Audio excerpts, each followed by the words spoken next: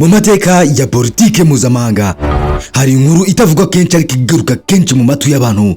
Inkuru y'abayobozi bagerageje kwigenga bakarenga inyungu z'ibihugu byabo, bakanga kugengwa n'ibihugu bikomeye maze bagahinduka abanzi kurusha uko bari inshuti.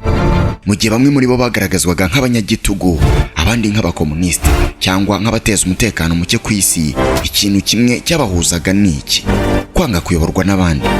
Kuva muri Iran, Guatemala, Congo, Vietnam kugeza muri Iraq na Libya, hari umurongo uhuza ayo mateka, umurongo wa kudeta, intambara zitewe inkunga n'amahanga n'impinduka z'ubutegetsi zagize ingaruka z'igihe kirekire ku baturage b'inzirakarengane. Muri iki kiganiro turasesenguruka ibihugu bikomeye cyane cyane Leta Zunze Ubumwe za Amerika icyarimwe n'abafatanyabikorwa bayo bakoresheje imbaraga zitari intambara gusa, ahubwo zigaragara muri propaganda, igitutu cya politike, inkunga ya gisirikare n'iperereza mu guhirika ubutegetsi batavuga rumwe hirya no hino ku isi. Iyi si inkuru y'abanyagitugu gusa, ni inkuru y'isi igendera ku nyungu, aho demokarasi ikoreshwa iyo ibereye abakomeye, ikirengagizwa iyo ibangamiye inyungu z'abanyamerika ndetse n'abandi bafite ingufu hirya no hino mu isi. Tudatinze rero, katwinjire muri aya mateka yahinduye isi uko tuyibona uyu munsi. Ikaza hano nk'ibisanzwe, amazina yanjye ni Maniragaba Alphonse. Hakeze n'inshingano zanjye za buri munsi ni ukukubwira byinshi utamenye, biryoheye amaso n'amatwi y'ubyumva. Muri iki kiganiro ndi kumwe na Oscar Dushime, ushatse unyiteho D7. Aha turi D7 Talk, iwabo w'ibyegeranyo, aho ibisobetse urujijo bisobanuka, aho twegura inyandiko tugasobanura ibyisobeka benshi mu kubyisobanurira. Ikaze nanone muri iki kiganiro cyacu kandi cyanyu. Colonel Muammar Gaddafi na Saddam Hussein bari abayobozi bayoboraga ibihugu byabo mu kuboko gukomeye, kandi ntibemere ko ibihugu by'amahanga bibategeka politiki bagomba gukurikiza. Ariko igihe abo bayobozi batinyukaga kuvugira hejuru, bakamagana ibihugu bikomeye cyangwa se bakanga kubumvira, bahitaga bahinduka abanzi aho kuba inshuti. Ibihugu bikomeye bifite igikoresho gikomeye bikoresha mu guhana batabayobotse, si intambara, si ibisasu, oya, ahubwo ni kudeta, guhirika ubutegetsi ku ngufu, ugakuraho umuyobozi agasimburwa n'undi woroshye kugenzura. Muri iyi video turasesengura uko guverinoma n'abayobozi batandukanye hirya no hino mu isi bakuwe ku butegetsi bazira ko banze kumvira ibihugu by'uburengerazuba. Nta gutinda rero, reka dutangire. Na 1950 Leta Zunze Ubumwe za Amerika zari zimaze kwiyubaka nk'igihangange ku isi. Icyo gihe zabonaga umwanzi wazo rukumbi atari uwo mu karere gusa, ahubwo ari wo ku rwego rw'isi yose. Leta Zunze Ubumwe z'Abasoviyete, Leta Zunze Ubumwe za Amerika yari yiyemeje guhagarika ikwirakwizwa rya gikomunizme uko byari kugenda kose, ndetse n'igiciro byagombaga kubasaba cyose. Ubwo irushanwa rya politiki mpuzamahanga riyerekeza kuri Irani. Mu 1953 Iran yakoze amatora ya demokarasi, maze Mohammad Mossadegh atorwa kuba minisitiri w'intebe. Mossadegh yari afite intego ikomeye: gusubiza abanya-Irani uburenganzira ku mutungo wabo wa peteroli wari warugaruriwe n'ibihugu by'amahanga, cyane cyane n'Ubwongereza. Icyo gihe peteroli ya Irani yagenzurwaga n'ikigo cy'Abongereza cyitwa Anglo-Iranian Oil Company. Mossadegh yashaka gushyira peteroli mu maboko ya leta ya Irani, ariko Ubwongereza ntibwari bwiteguye kubyemera, aho bwamuburiye kazahura n'ingaruka zikomeye. Icyarimwe n'ubutegetsi bwe bwananuka bwikubita hasi. Mwibanga rikomeye, guverinoma y'Ubwongereza yegereye CIA bafatanyije gutegura igikorwa kibanga cyo guhirika Mossadegh ku butegetsi. CIA yahise ishyira izo nshingano mu maboko y'umuyobozi wayo ushinzwe uburasirazuba bwo hagati, Kermit Roosevelt. Yageze muri Irani afite intego imwe rukumbi: guhirika Mossadegh uko byagenda kose. Roosevelt yatangiye gutanga amafaranga ku banyapolitiki, abayobozi b'amadini n'ibitangazamakuru kugira ngo bahindure rubanda rurwanye minisitiri w'intebe. Hatangijwe propaganda nyinshi, hakwirakwizwa ibinyoma, hakorwa n'ibitero by'ibihimbano byibasira abayobozi b'amadini bigashyirwa ku mutwe wa Mossadegh. Igihugu cyose cyaravanganye, imyigaragambyo irimo ubugizi bwa nabi iraduka, gutwika imitungo, guterana amabuye n'imirwano na polisi byahitanye abantu barenga 100. Ibintu byari bimaze kurenga urugero. Mossadegh yahatiwe kwegura, aho yafashwe araburanishwa mu rubanza rwari rugamije kumutesha agaciro, ahita afungirwa mu nzu y'ubuzima bwe bwose kugira ngo huzuzwe icyuho cy'ubutegetsi Leta Zunze Ubumwe za Amerika n'Ubwongereza, aho bashyize ku butegetsi Mohamed Laza Shahi Pairevu. Ibi bikaba byari intsinzi ikomeye ku burengerazuba bw'isi, aho umunyagitugu wari ushyigikiwe na Leta Zunze Ubumwe za Amerika yari afashe ubutegetsi, kimwe mu bihugu bikomeye cyane mu burasirazuba bwo hagati. Shahi yahise afungura Irani ku bigo bya peteroli by'Abanyamerika, aho ubutegetsi bwe bwaje guhinduka igitutu gikabije. Iran yahindutse igihugu kigengwa na gipolisi, aho amategeko n'uburenganzira bw'abanyagihugu byose byari mu maboko ye. Abatavuga rumwe n'ubutegetsi, abasirikare, abayobozi n'abanyamadini, abanyeshuri bose barahigwa. Igitutu cyageze aho abaturage batagishoboye kubyihanganira. Ubwo mu mwaka w'1979 Abanya-Irani barigomeka, basohoka mu mihanda batangira impinduramatwara. Shahi kuva icyo gihe arahunga maze ashinga ubutegetsi bwa Repubulika ya Kisilamu, aribwo buriho kugeza ubu, bunahanganye na Leta Zunze Ubumwe za Amerika mu ntambara zimaze iminsi.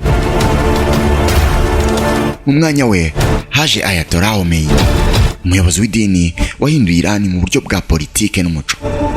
Uwari inshuti ikomeye y'ibihugu by'uburengerazuba yahise ahinduka umwanzi ukomeye. Iyo dusubiye inyuma tukareba impinduramatwara ya Kisilamu yo mu 1979, tubona ko imizi yayo iri muri kudeta yo mu 1953 yatewe inkunga na Amerika. Icyo gikorwa kimwe cyateye imbuto z'amakimbirane amaze imyaka myinshi hagati ya Iran n'ibihugu by'uburengerazuba. Umwaka wakurikiyeho ni ukuvuga mu 1954 hifashishijwe iyo nzira nyine muri Guatemala. Perezida watowe mu buryo bwa demokarasi Jacobo Árbenz yahindutse intego. Icyaha cye yatinyutse kurwanya inyungu z'ibigo by'Abanyamerika. Árbenz yashakaga kugabanya ububasha bw'ibigo by'abanyamahanga byari byigaruriye amashanyarazi na gari ya moshi, ndetse anashyiraho ivugurura ry'ubutaka.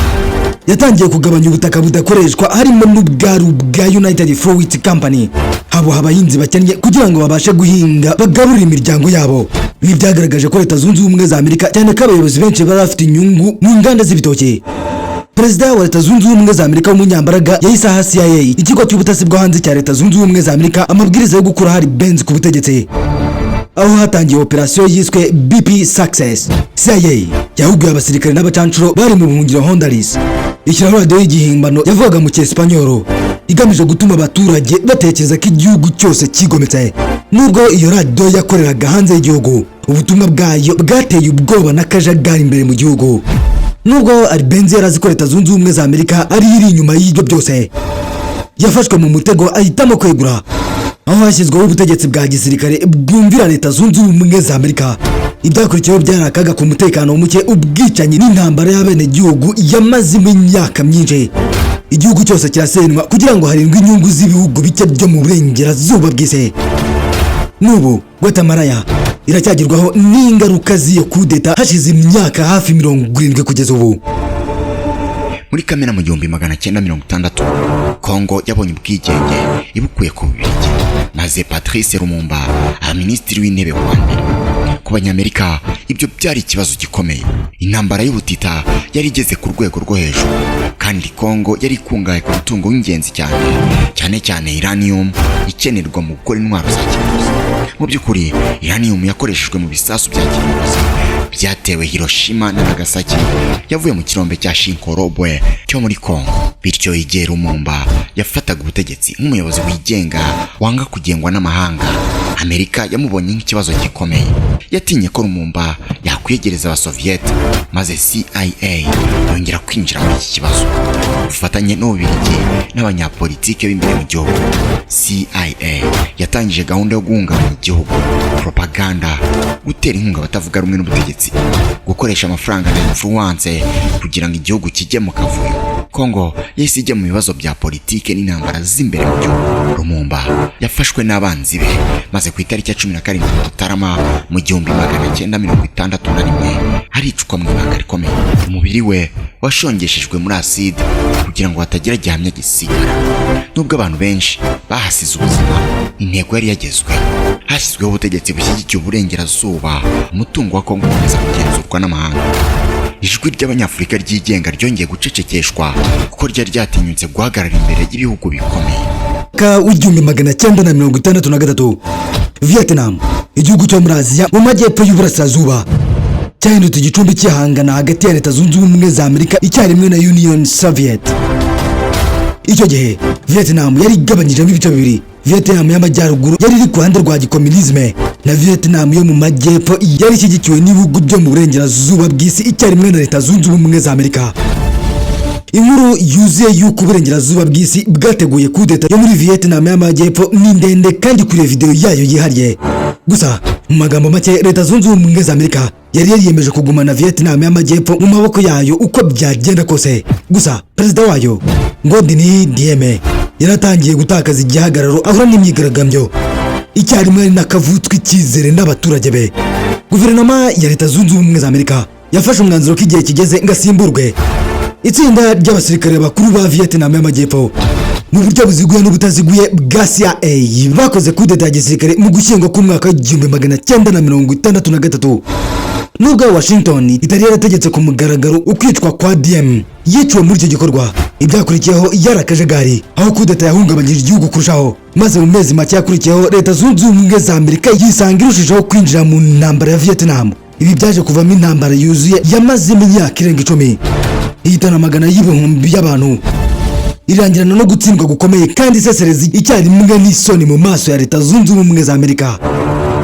Iyi niyo kudeta ya mbere Leta Zunze Ubumwe za Amerika yakoze ikayigaraguramo nabi ndetse by'igihe kirekire. Mu mwaka umwe gusa nyuma yaho, mwaka w'1964, Leta Zunze Ubumwe za Amerika yongeye gutegura kudeta ya DSMR muri Brazil. Guverinoma ya demokarasi ya Perezida Joao Goulart irahirikwa, hashyirwaho inzibacyuho ya gisirikare yari ishyigikiwe na Leta Zunze Ubumwe za Amerika. Impamvu Joao Goulart yabanwaga cyane n'uwerekeje amaso cyane ibumoso, ni ukuvuga mu mitegekere ya gisosiyalizme hamwe n'Abarusiya, ashyigikira ivugururwa ry'ubutaka no gushyira mu maboko ya leta inganda zimwe na zimwe, ibintu byabangamiye inyungu z'ubucuruzi bwa Leta Zunze Ubumwe za Amerika n'uburengerazuba bw'isi muri rusange. Iyo nzubacyuho ya gisirikare yashyizweho na Leta Zunze Ubumwe za Amerika ikaba yaramaze imyaka irenga 20, aho yaranzwe n'igitugu, igenzura rikabije, iterabwoba mu baturage icyarimwe n'ihohotera rikabije ry'uburenganzira bwa muntu. Reka dusubire muri Amerika yo hagati. Umwaka ni 1989. Igihugu ni Panama. Amerika yari imaze igihe ifitanye umubano wa hafi na Panama kubera akamaro kayo gakomeye. Umuyoboro wa Panama Canal ni inzira inyuramo hafi 6% by'ubucuruzi bw'isi yose. Umuyobozi wa gisirikare wa Panama, General Manuel Noriega, yari inshuti ya Amerika kandi yanakoranye na CIA. Ariko ko imyaka yagiye ishira, Amerika yatangiye kumutakariza icyizere. Noriega yashinjwaga ubucuruzi bw'ibiyobyabwenge na ruswa. Haje kuba n'ikindi kintu cyabaye imbarutso. Abasirikare ba Panama ngo bishe umusirikare w'umunyamerika, bituma Amerika ibona impamvu yashakaga. Mu Kuboza ku 1989, Amerika yatangije operation Just Cause, yohereza abasirikare bagera ku 27,000 muri iki gihugu cya Panama. Iki ni igitero cyasenywe mu ndingabo za Noriega. Uyu yarafashwe ajyanwa muri Leta Zunze Ubumwe za Amerika, nyuma ahanishwa igifungo cy'imyaka 20. Ubutegetsi bwe bwarahiritswe kandi nanone Amerika yerekanye ko yiteguye kugera kure igamije kurengera inyungu zayo za geopolitiki. Noneho tweteje muri Aziya y'amajyepfo, umwaka ni 1989. Icyo gihe Leta Zunze Ubumwe z'Abasoviete zari ziri mu ntambara ikaze na Afghanistan, ishaka kugumya kugenzura igihugu ishyigikiye guverinoma ya gikomunisme yari iyobowe na Perezida Muhammad Mossadegh. Ku rundi ruhande, Leta Zunze Ubumwe za Amerika zari zishyigikiye abahigi b'intambara b'Abanya-Afghanistan bari bazwi ku izina rya Mujahideen, abarwanyi b'imbere mu gihugu barwanaga n'ingabo z'Abasoviete. Leta Zunze Ubumwe za Amerika zari ziyemeje kwirukana Leta Zunze Ubumwe z'Abasoviete muri Afghanistan uko byari kugenda kose n'icyo byari kubasaba cyose, kugira ngo imibereho isubire mu mamiliyari y'amadolari Leta Zunze Ubumwe za Amerika muri Pakistan binyuze muri gahunda ya CIA. Ibi byose byakorerwaga mu ibanga rikomeye. Urwego rw'iperereza rwa Pakistan ICE nirwo rwakoresheje ayo mafaranga mu guhugura, guha intwaro no gutera inkunga abamujahidini bo muri Afghanistan. Amaherezo mwaka w'1989, Union Soviet yakuwe muri Afghanistan, biba intsinzi ikomeye kuri Leta Zunze Ubumwe za Amerika n'abafatanyabikorwa bayo. Gusa iyo ntsinzi ikaba yari ifite igiciro gikomeye cyane, ndetse Leta Zunze Ubumwe za Amerika yagombaga gukomeza kwishyura. Aho igihugu cyari gisigaye cyasenyutse kidafite ubutegetsi buhamye, amatsinda atandukanye y'abahiritse ubutegetsi yahise atangira kurwana hagati yayo, bituma igihugu kijya mu ntambara y'abenegihugu. muri ako kajagari mu myaka y'igihumbi 1990 hagati havutse itsinda rishya Taliban. Abenshi mu bari barigeze kuba ba mujahideen cyangwa se barahuguwe muri Pakistan. Muri icyo gihe kandi undi mutwe w'iterabwoba Al-Qaeda washinzwe na Osama bin Laden watangiye gukura no kugira imbaraga. Hashize imyaka 12 gusa muri 2001 Amerika yisanze irwana n'izo mbaraga yari yarigeze gushyigikira. Nyuma y'ibitero byo ku ya 11 Nzeri, Amerika yateye Afghanistan igamije kurimbura Al-Qaeda no guhirika ubutegetsi bw'Abataliban. Igihugu Amerika yari yarigeze gutera inkunga no guha intwaro cyongeye guhinduka ikibuga cy'intambara yayo. Ubu noneho tugeze muri 2003 Amerika yarekeje imbaraga zayo zose muri Iraq.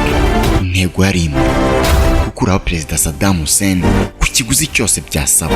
Amerika yashinje Iraq gutunga intwaro za kirimbuzi zirimo iz'ubumara n'iz'ibinyabuzima zashoboraga guhungabanya umutekano w'isi.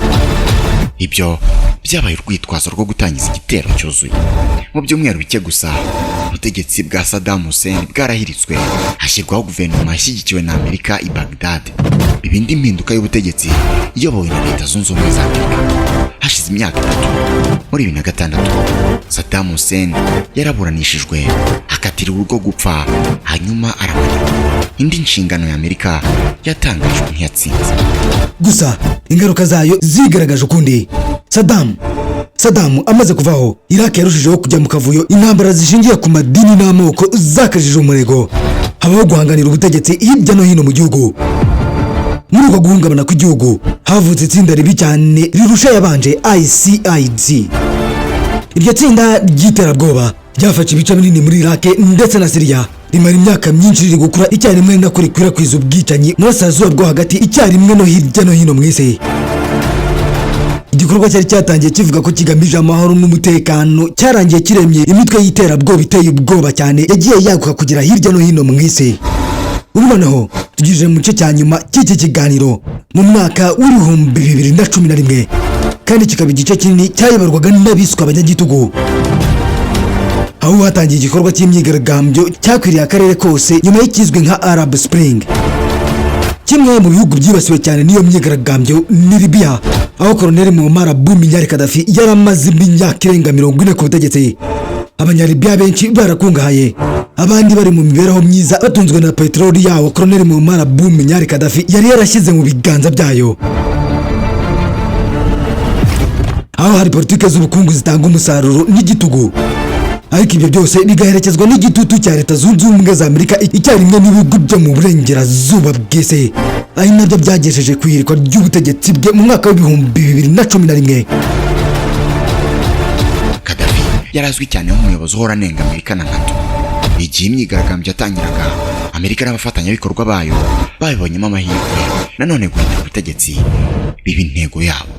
Ariko kuri iyi nshuro si CIA yonyine yakoraga umupira. NATO yinjiye mu ntambara ku mugaragaro bitwaje kurinda abasivile. NATO yatangije ibitero byo mu kirere kuri Libya, drone n'indege z'intambara byibasiye imodoka n'ingabo za Gaddafi. Amaherezo Gaddafi yaje gufatwa ubwo yageragezaga guhunga, ahita yicwa n'inyeshyamba aho yarari. Ubundi ubutegetsi burasenyuka, ariko amahoro n'ubundi ntabwo yaje. Guhera icyo gihe Libya yakomeje kuba mu bibazo bikomeye kubera kubura guverinoma ihamye. Igihugu cyaguye mu ntambara y'abene gihugu, amakimbirane ashingiye ku moko, guhindura ikibuga cy'amatsinda yitwaje intwaro n'ibihugu by'amahanga. Binyuma tukareba izi nzego zose, yaba muri Irani, Guatemala, Repubulika ya Demokarasi ya Congo, Vietnam, Afghanistan, Iraq, Libya n'ahandi Leta Zunze Ubumwe za Amerika zagejeje ibirenge byayo n'intambara zayo. Hari isomo rimwe rikomeye rigaragara: guhindura ubutegetsi ku ngufu ntibyigeze birizana amahoro arambye, ahubwo byazanye akajagari, akaduruvayo, intambara icyarimwe n'ubukene mu baturage. Mu gihe gito short term coup d'etat zagaragaraga nk'inzitizi zajeho politike mu gihe kirekire zasize ibihugu bisenyutse burundu. Abaturage baguye mu bukene n'intambara ndetse zitera amacakubiri akomeye kugeza na n'uyu munsi. Abayobozi bakuyeho, gusa ibibazo byasizwe n'izo ntambara byarushijeho gukura.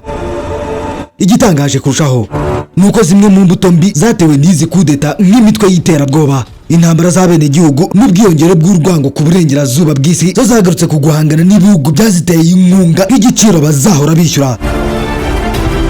iki kiganiro ntikigamije kwemera ubunyagitugu cyangwa kugereka amakosa yose ku bihugu bimwe, ahubwo ni ugusaba isi kureba amateka mu maso ikibaza ikibazo gikomeye: ese amahoro ashobora kubakwa ashingiye ku nyungu n'igitugu, cyangwa ahubwo akwiye kubakwa ku bwigenge n'uburenganzira bw'abanyagihugu? Iki cyegeranyo kigaragaza ko ibihugu bikomeye n'abantu bafite ububasha buhambaye biteguye kugera kure cyane mu guharanira inyungu zabo bwite. Ikibazo gisigaye ni iki: ninde uzaba target ikurikira ya Amerika? Cyangwa se Amerika ubwayo iragana mu makimbirane y'imbere mu gihugu, amacakubiri n'imvururu z'abaturage? Tuyikurikiranira hafi nk'akazi kacu nk'uko bisanzwe. Amazina yanjye nk'ibisanzwe ni Maniragaba Alphonse. Akazi n'inshingano zanjye za buri munsi ni ukukubwira byinshi utamenye biryoheye amaso n'amatwi y'ubyumva. Gusa nk'ibisanzwe muri iki kiganiro ndi kumwe na Oscar Dushime, ushatse unyiteho D7. Aha turi D7 Talk, iwabo w'ibyegeranyo aho ibisobetse urujijo bisobanuka, aho twegura inyandiko tugasobanura ibyisobeka benshi mu kubyisobanurira. Naho ubutaha, bye.